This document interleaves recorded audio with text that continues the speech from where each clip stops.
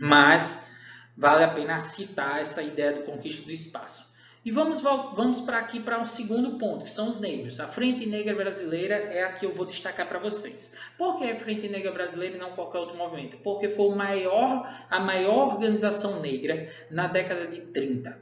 Nenhuma organização negra até os anos 70 teve tanta gente, tanta articulação contra a Frente Negra Brasileira. Ela é um marco na história do movimento negro por causa da sua organização, por causa do número de pessoas, por causa da sua atuação. Mas ela tem características próprias, né? Temos que lembrar que a Frente Negra Brasileira ela surge porque no Brasil existia, assim como existe hoje, o racismo, né? Então a população negra continuava vivendo em condições de desigualdade social, desigualdade de oportunidade e assim por diante. Então, por exemplo, a maior parte da população pobre, e a Frente Negra surge em São Paulo, vai morar, por exemplo, em São Paulo ou no que seriam a formação das favelas paulistas ou em cortiços. E aí tem uma coisa curiosa, quando ela morava em Cortiços, que é mais próximo do centro da cidade, como bairros como Bexiga, Bela Vista, Brás e outros, eles moravam em cortiços alugados por imigrantes.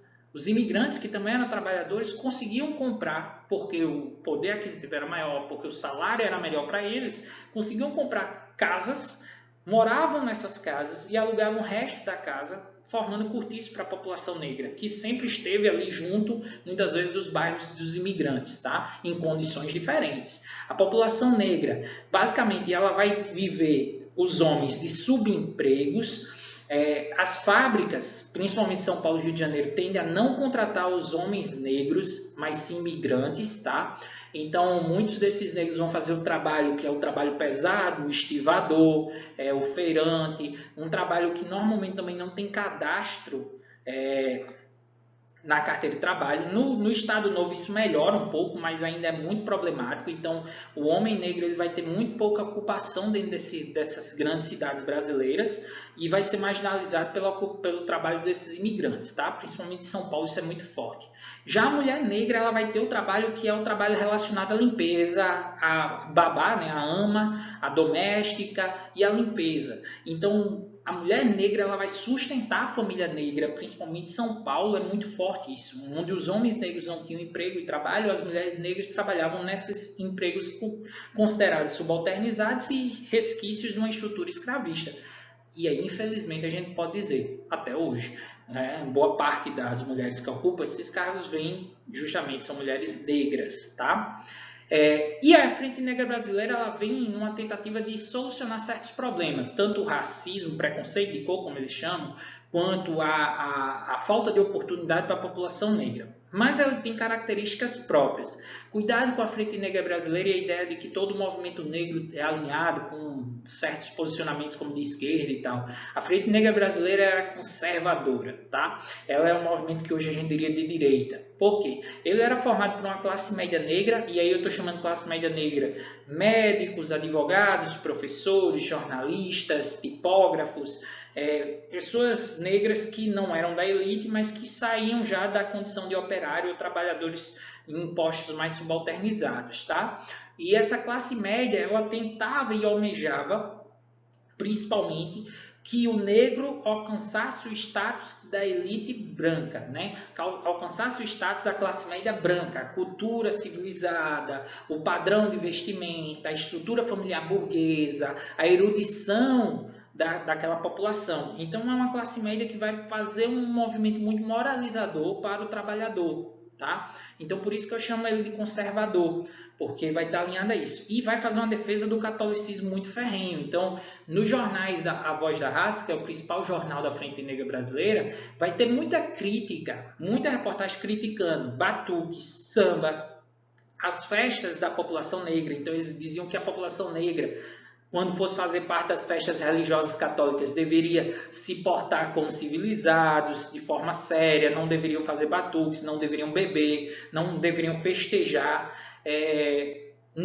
Eles condenavam as religiões de matriz africana como bruxaria, eles eram declaradamente católicos. Então, se você olhar o próprio cartaz, né, o cabeçalho da Voz da Raça, que é o jornal, vocês vão reparar que aí você tem algumas dessas pistas do posicionamento da Frente Negra Brasileira.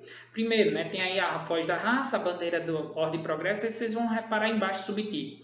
O preconceito de cor no Brasil, só nós, os negros, podemos sentir. Aí há uma noção de que nós estamos aqui para lutar contra o preconceito de cor. Só que no canto direito da sua tela, eu acredito que deve estar no direito, deve ter uma palavrinha Deus, tá? Na verdade ali cortou porque eu estou aqui, né, bonitão na frente, Deus, pátria, família e raça. Lembrando o lema integralista, tá? Deus, pátria, família e raça. Inclui aí a raça. Então, é um lema extremamente conservador, hierarquizando quem está acima, né? Deus acima de tudo, a pátria acima de tudo. Tá? Não quero fazer semelhança a isso, não, porque lá no integralismo eu vou fazer referência a isso, tá? Deus acima, pátria, família e raça. E aí o elemento racial entrava no meio, tá bom? Então, a defesa desse conservadorismo é muito forte. Quais eram os objetivos da Frente Negra Brasileira? Eu já falei um ali no título, né? Combater o preconceito de cor. Reivindicar os direitos históricos. Então, isso é uma coisa que eles vão dizer. Esses direitos são históricos, foram tirados de nós e a gente quer esses direitos de volta. Educação, trabalho, são direitos históricos. Integrar o negro à sociedade brasileira. Então, eles tinham muito esse projeto de tentar integrar o negro à sociedade brasileira. O que seria essa sociedade brasileira? Era a sociedade branca, de classe média, que se constituía como alvo deles. Então, eles têm que modificar esse negro, né, e conseguir ocupar esse espaço dessa burguesia e dessa classe média. Por isso que há esse movimento conservador e moralizante para esse negro. Não era criar um próprio espaço do negro, né, mais autônomo, era integrar-se à sociedade, mas era revolucionário para aquele momento. Investir na educação, numa ideia de moral intelectual, tá? Uma moralização, mas também um crescimento intelectual. Então, a Frente Negra Brasileira vai ter um papel fundamental criando escolas para os jovens negros.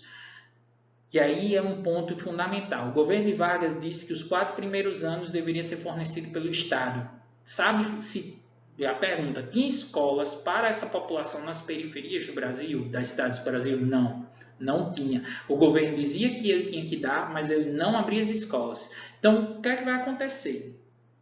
Muitos órgãos, associações negras é que vão organizar essas escolas e construir escolas por iniciativa própria das organizações ou de alguns grupos, tá? Grupos religiosos também vão fazer isso e tudo mais. Incentivar o trabalho, eles vão fazer cursos preparatórios para esses negros ir trabalhar nas fábricas, que seria hoje cursos profissionalizantes, na tentativa de incentivar o trabalho. Eles denunciam muito de que os negros, mesmo com uma certa formação, não conseguiam vagas em determinadas fábricas, não eram aceitos, não eram bem vistos.